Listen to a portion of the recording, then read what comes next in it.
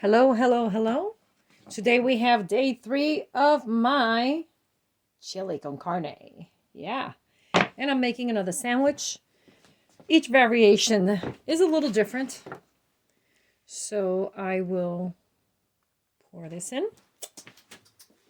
And I will happily pour in some of my delicious con carne.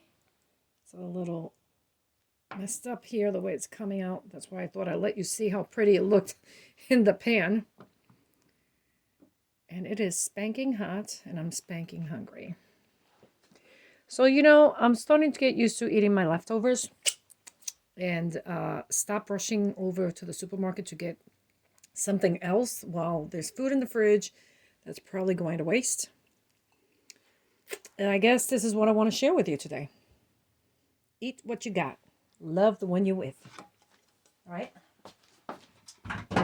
And I'm finding that now I have more room in my fridge than ever before because I am disciplining myself to eat what I have and don't let things go to waste because they sit there in the fridge doing nothing. Then I have to throw it out eventually.